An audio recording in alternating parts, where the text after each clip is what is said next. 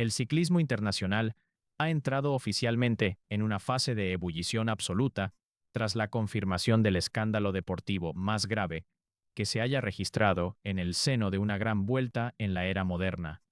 Lo que comenzó como una aparente convivencia estratégica orientada a dominar el calendario del viejo continente, se ha transformado en una guerra civil abierta, despiadada y destructiva que ha pulverizado por completo los pactos de no agresión internos. La sentencia que recorre las redacciones deportivas de España y Latinoamérica es fulminante, directa y no admite matices.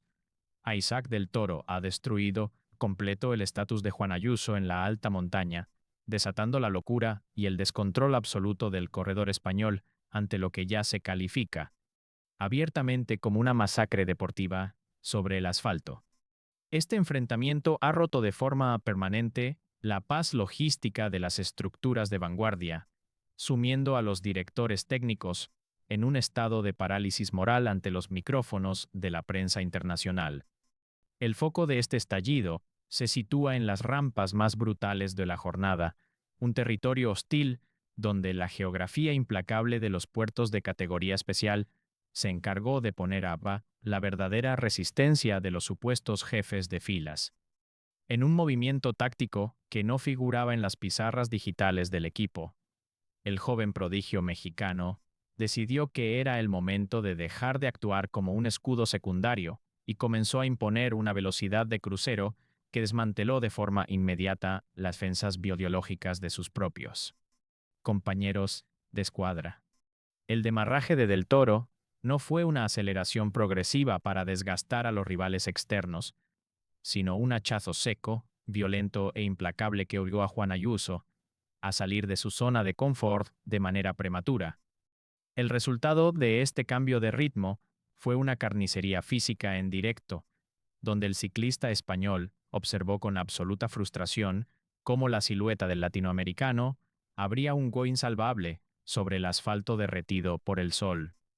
El pánico se transformó en un colapso psicológico severo cuando las cámaras de la transmisión oficial captaron los gestos de desesperación y los gritos de Ayuso dirigidos hacia el coche oficial del equipo.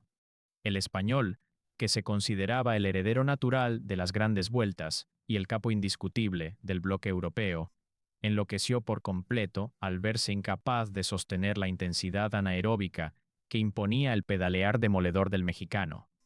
Cada metro de ascenso se convirtió en una humillación pública para el corredor de la península ibérica, quien tuvo que arrastrar las piernas en un pedaleo pesado, agónico y desarticulado, perdiendo la referencia visual de la carrera mientras su potenciómetro digital registraba cifras que delataban un vacío absoluto en sus reservas energéticas.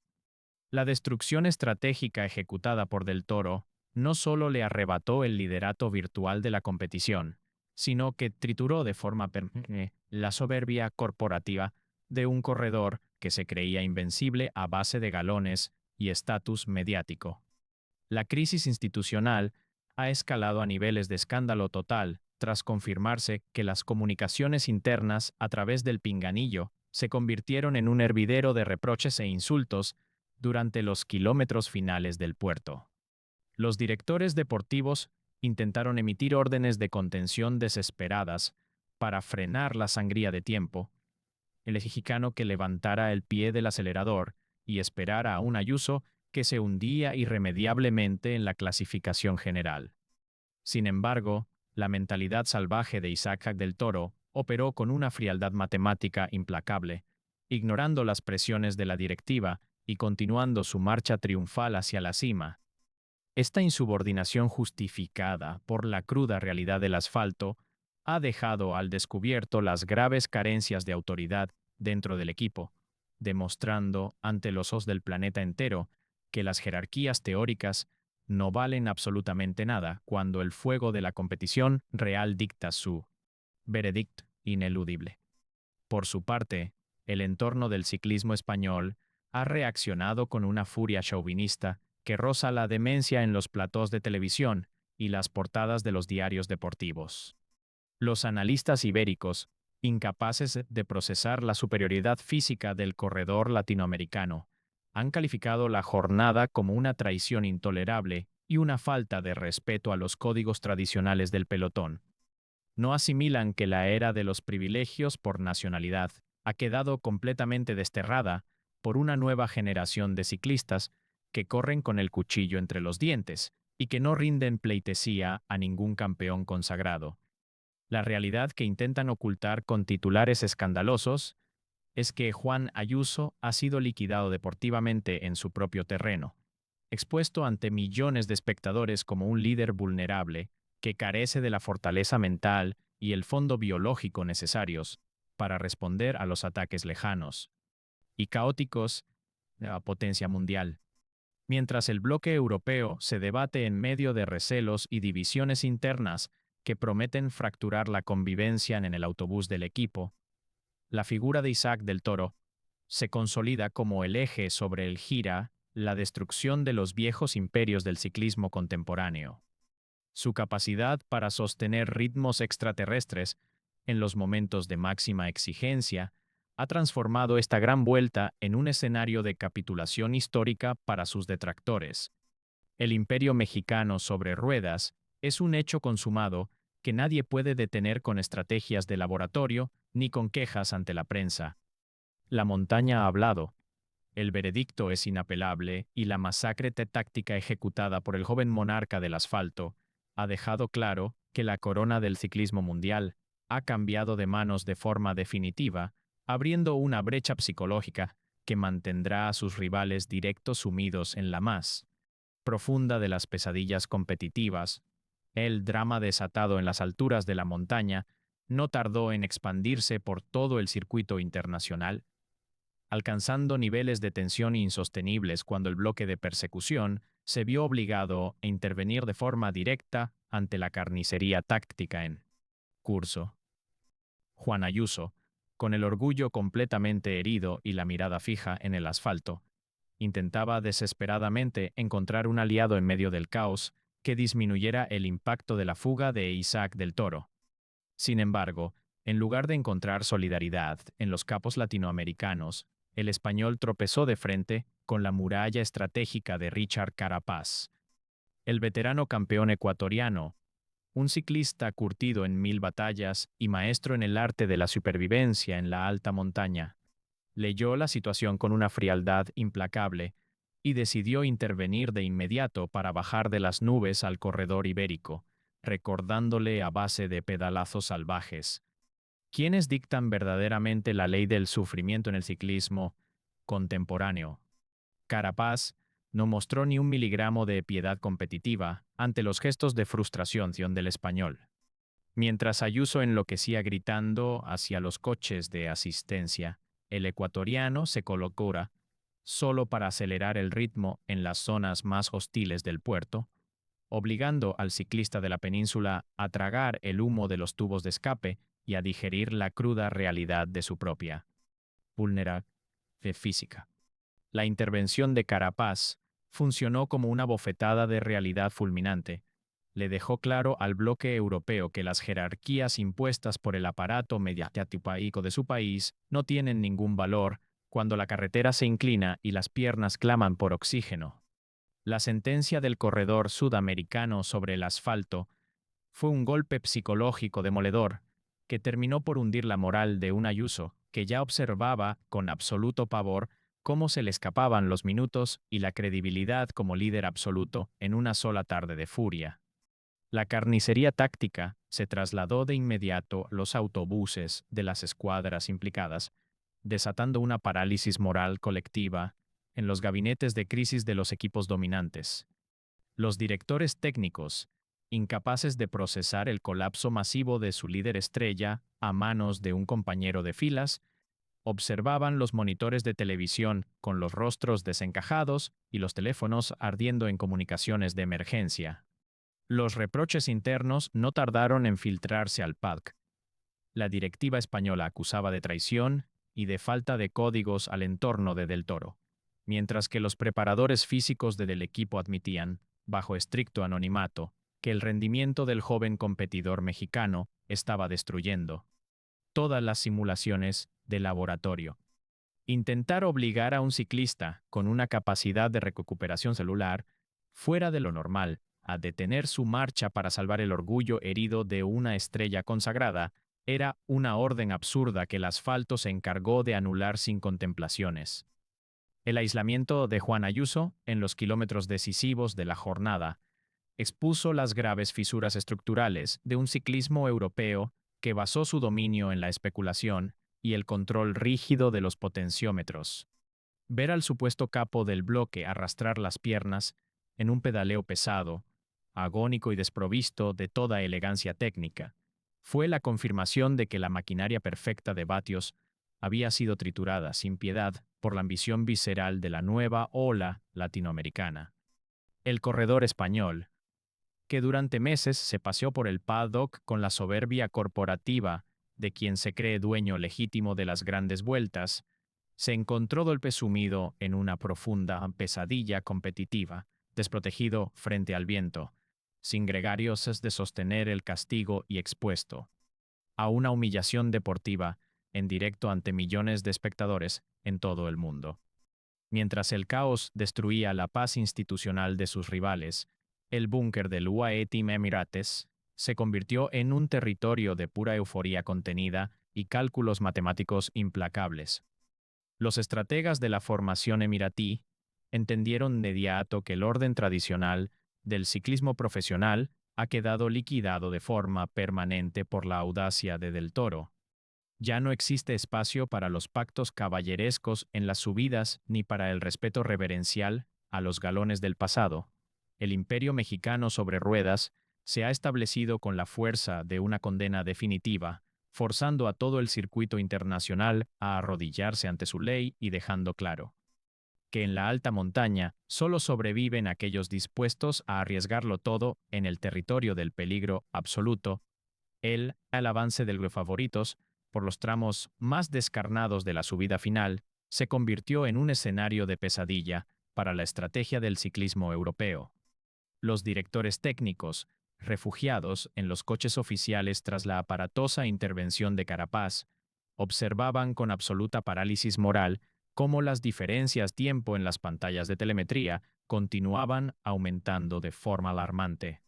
Juan Ayuso, completamente desprovisto de la protección de sus gregarios, y con el rostro desfigurado por el esfuerzo agónico, intentó por última vez estabilizar sus vatios en un esfuerzo desesperado por salvar los muebles de la clasificación general. Sin embargo, la implosión táctica ya era irreversible. Cada pedalazo del corredor español reflejaba el vaciado absoluto de sus reservas biológicas ante la masacre deportiva que se estaba ejecutando en la vanguardia. A 3 kilómetros de la cumbre, la desconexión entre la pizarra digital y la realidad del asfalto alcanzó su punto de máxima tensión. Mientras Ayuso se hundía psicológicamente, Isaac del Toro continuaba manteniendo una cadencia brutal, ajena por completo a los códigos del pasado y a las órdenes de contención que emanaban de la dirección del equipo. El corredor mexicano no mostró ni un solo gramo de piedad competitiva, acelerando en las rampas que superaban el doble dígito de inclinación y forzando a los perseguidores europeos a arrastrar las piernas en un pedaleo pesado y humillante. Esta demostración de fuerza bruta confirmó el peor de los diagnósticos para el bloque tradicional. El imperio mexicano sobre ruedas no era una racha de rendimiento pasajera, sino una dictadura deportiva real que acababa de triturar el orgullo de las escuadras de la península ibérica. Los gritos de desesperación del entorno español en la línea de meta reflejaban la locura colectiva de una afición que se resistía a aceptar el cambio de era en el ciclismo contemporáneo. Las portadas de la prensa internacional, listas para imprimirse al caer la noche, ya no hablaban de una rivalidad interna equilibrada, sino de una liquidación absoluta de galones en directo ante millones de espectadores. Del Toro cruzó la pancarta del último kilómetro con la frialdad de un verdugo táctico, dejando atrás las ruinas de una estructura corporativa que se creía invencible a base de millones de euros y demostrando que en el territorio hostil de la alta montaña, la audacia salvaje de atacar desde lejos siempre dictará la sentencia definitiva de la gloria mundial. Los últimos 500 metros de la jornada se transformaron en un auténtico calvario mediático y deportivo para las aspiraciones del bloque europeo.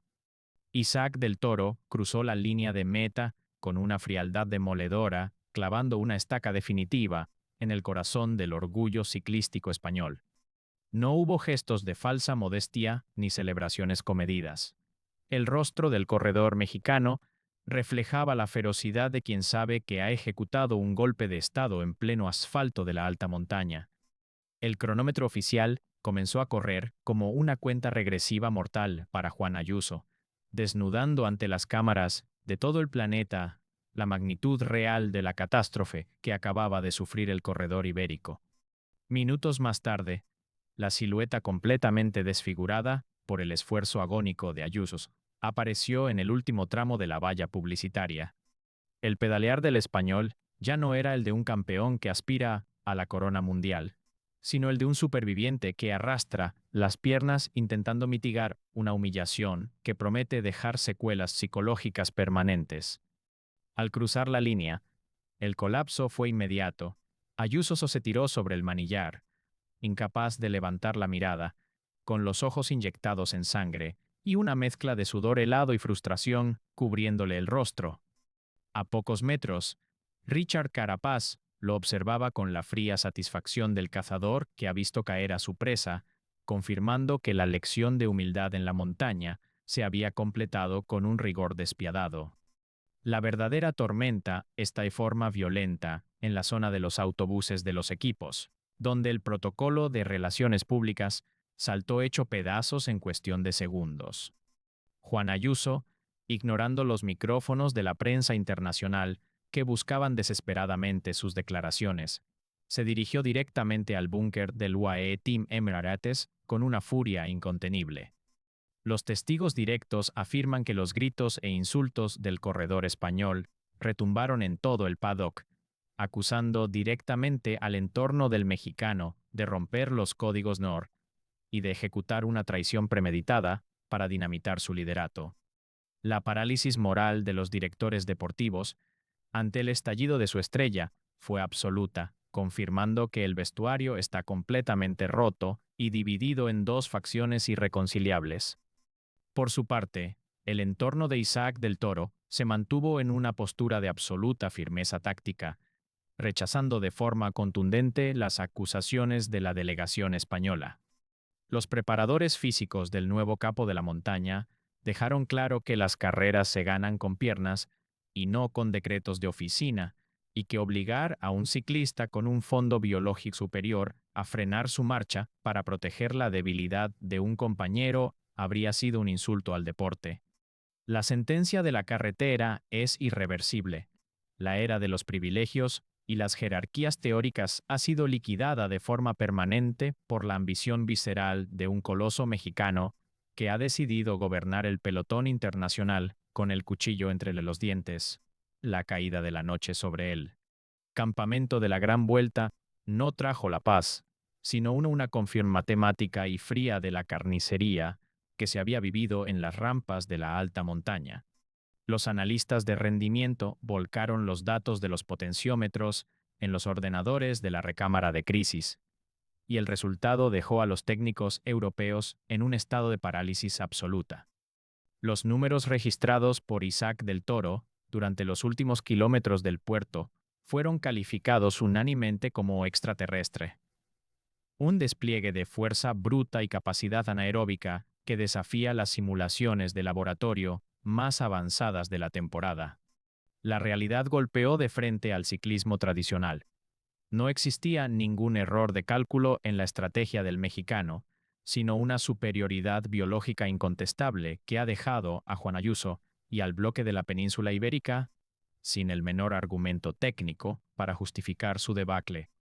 El impacto psicológico de la intervención de Richard Carapaz en los momentos más hostiles del ascenso terminó por sepultar las pocas esperanzas de reconciliación que quedaban en la directiva del equipo.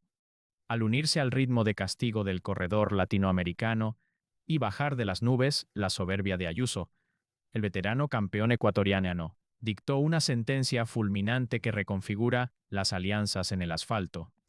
Las portadas de los principales diarios deportivos de Francia e Italia abrieron sus ediciones digitales con titulares demoledores, sentenciando que el ciclismo del viejo continente ha perdido oficialmente el control del tablero internacional y se encuentra arrodillado ante la llegada de una nueva y salvaje dictadura deportiva que no rinde pleitesía a los galones del pasado ni respeta los contratos millonarios de las estrellas consagradas. En el búnker de la formación emiratí, el silencio sepulcral que dominaba los pasillos reflejaba la gravedad de una ruptura interna que ya es total e irreversible. Los intentos de los directores deportivos por emitir un comunicado de prensa neutral para calmar el escándalo mediático se estrellaron contra la cruda realidad de un vestuario dividido en dos facciones irreconciliables. Mientras el entorno de Juan Ayuso continuaba filtrando acusaciones de traición a los medios españoles, la facción que respalda a Del Toro se mantuvo firme en su postura, dejando claro que el liderato de grandes se defiende con piernas sobre la carretera y no con decretos de oficina. La guerra civil ha destruido la armonía del bloque, transformando el autobús del equipo en un territorio hostil donde la tensión se puede cortar con un cuchillo antes de cada jornada reina. Lo que ha quedado grabado con letras de fuego en la geografía de la alta montaña es el preludio de un cambio de era inevitable en el deporte de las dos ruedas. Las viejas potencias corporativas, que creían tener el monopolio absoluto del éxito a base de presupuestos inflados y esquemas rígidos de vatios controlados, se han topado de frente con la ambición indomable de un coloso mexicano que corre con el cuchillo entre los dientes y que está decidido a prenderle fuego a la clasificación general.